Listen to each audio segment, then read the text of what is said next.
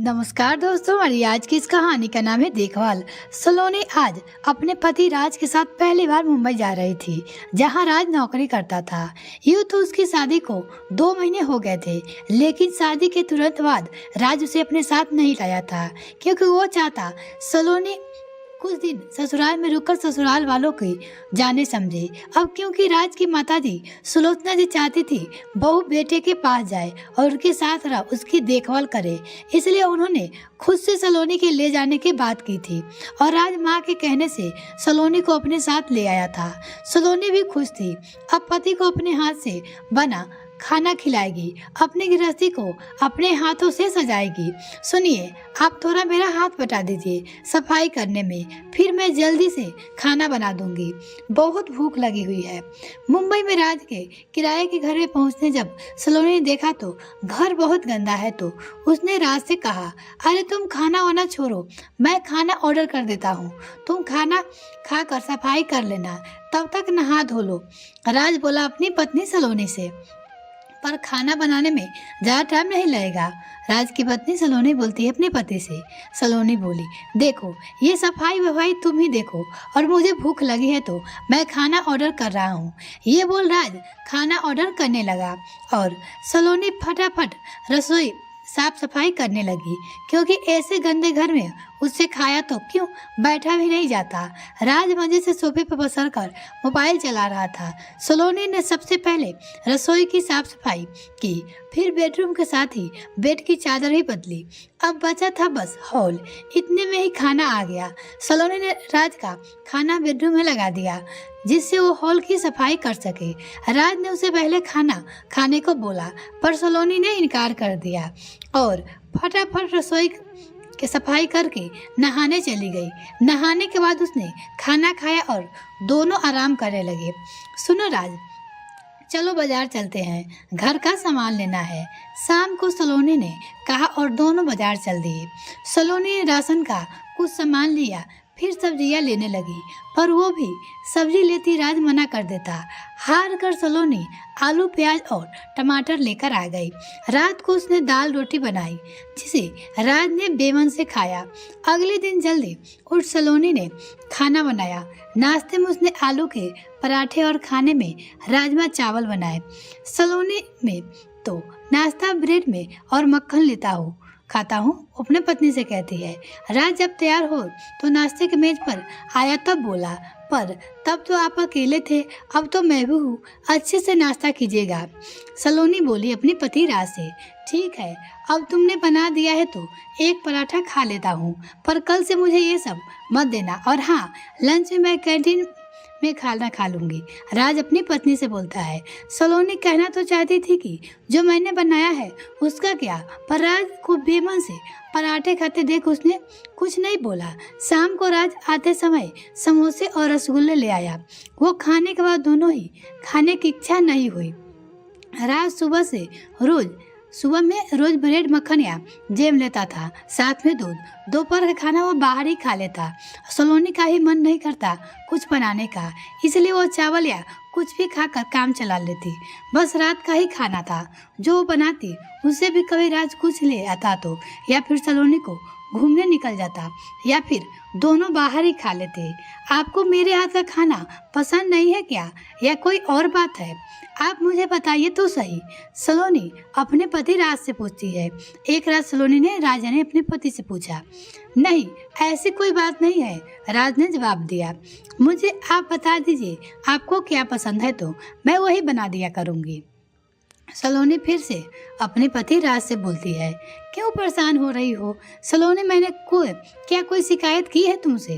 राज सलोनी का हाथ पकड़ता हुआ बोला, नहीं, पर आप इतना बाहर का खाना खाते हो, ये ठीक नहीं है, मैं घर पे बना दिया करूँगी जो आपको पसंद है। सलोनी बोली अपने पति राज से।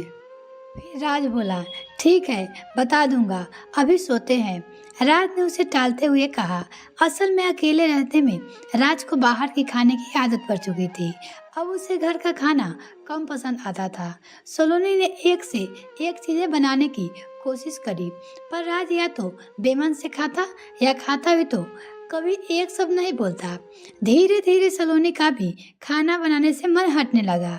अब जब घर में खाने वाले दो हो, उसमें से एक बेमन से खाए तो बनाने वाला कब तक मेहनत करेगा। कुछ दिन बाद सलोनी की सास कुछ दिनों के लिए उनके पास रहने आई। राज की मम्मी आई। ये क्या बहू, बस ब्रेड जैम, तुमने नाश्ता नहीं बनाया राज के लिए?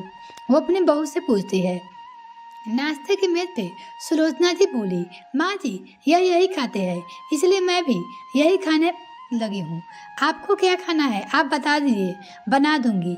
सलोनी ने अपनी सास से पूछा। तभी मेरा बेटा इतना कमजोर आ रहा है, ठीक से खाना जो नहीं मिलता है। सुलोचना जी बोली, अरे माँ आप भी ना, मैं कहाँ कमजोर हूँ। अच्छा ये बताओ शाम को आपके लिए क्या लेकर आऊँ खाने में? राज ने अपनी माँ से पूछा। तो बाहर से क्यों, जो खाना होगा बहू बना देगी ना, उसकी मम्मी बोलती है। तू अभी जा, आज मैं तेरे लिए कुछ बनाऊंगी बढ़िया सा। कुछ सोचते हुए सुलोचना जी बोली। शाम को सुलोचना जी बहू के साथ मिलकर शाही पनीर, दाल और रोटी बनाई। राज ने चुपचाप सब खा लिया। सलोनी हैरान थी, उसके सामने नखरे करने वाला राज आज कैसे चुपचाप खा रहा है, क्योंकि कभी भी सलोनी देती थी तो वो मन से नहीं खाता था। अगले दिन सुलोचना जी जल्दी उठी और नाश्ता बनाने लगी। माँ जी वो नहीं खाएंगे, आप बेकार मेहनत कर रही है। सलोनी उन्हें समझा रसोई में लगा देखकर बोली, बहू मैंने तुम्हारे राज की देखभाल के लिए भेजा था, तुम ये देखभाल करती हो या उसके खाना तक ठीक से बनाकर नहीं देती हो? लगता है तुम्हारी जीभ ज़्यादा ही चटोर है, इसलिए घर का खाना तुम्हें भाता और मेरे बेटे को तुम्हें बनाकर नहीं देती। सुलोचना जी बोली, माँ जी जीभ मेरी नहीं आपके बेटे की चटोर है। जब यहाँ आई तो एक से एक चीजें बनाई, पर इन्हें बेमन से खाते देख मेरा मन कब तक करेगा बनाने का। जब मैं यहाँ आई थी खुश थी कि पति को अपने हाथ से खाना बनाकर खिलाऊंगी, पर सुबह उन्हें ब्रेड मक्खन खाना है, दिन में कैंटीन में, तो बताइए मैं किसके लिए बनाऊं? सलोनी अपनी सास से बोली, अरे तुम अच्छा खाना बनाती तो वो खुद अपने आप लेकर जाता, पर तुम तो खुद ही आलसी हो गई हो, या यूँ कहे चटोरी। सुलोचना जी बोली, माँ जी सब करके देखा है पर कोई फायदा नहीं, कितनी बार खाना फेंका है मैंने। अब आप इसे मेरा आलस कहो या फिर चटोरपन, क्योंकि बहू को ये कहना आसान है, पर वो आलसी या चटोर किसके कारण बनी है ये कोई नहीं देखता। सच यही है कि जब मेहनत का कोई फायदा नहीं होता तो क्या किया जाए। सलोनी अपनी सास से बोली। सुलोचना जी ये सुन चुप हो गई और खाना बनाने लगी, क्योंकि उन्होंने सलोनी को 2 महीने देखा है सबके लिए शौक से खाना बनाते। आज शाम से तुम ये ब्रेड मक्खन नहीं घर का खाना खाओगे और टिफिन में लेकर जाओगे, समझे? जब राज तैयार होकर आया तब सुलोचना जी अपने बेटे राज से बोलती है, पर माँ ब्रेड मक्खन में क्या बुराई है? राज अपनी मम्मी सुलोचना जी से बोलता है, बुराई ये है कि सेहत के लिए सही नहीं है, तुम्हारे कारण बहू को भी बाहर का खाना खाना पड़ता है या फिर भूखे रहना पड़ता है, रोज रोज बाहर का खाना ठीक नहीं है। सुलोचना जी बोली अपने बेटे से, राज से। पर माँ राज कुछ बोलने को हुआ। राज अपनी आदत बदलो वरना बहू को मैं अपने साथ ले जा रही हूँ, क्योंकि तुम खुद को अपना हित कर रहे हो और उसे भी बीमार कर दोगे। सुलोचना जी बोली, ये क्या बात हुई माँ, क्या उसे मना करता हूँ कुछ खाने के लिए?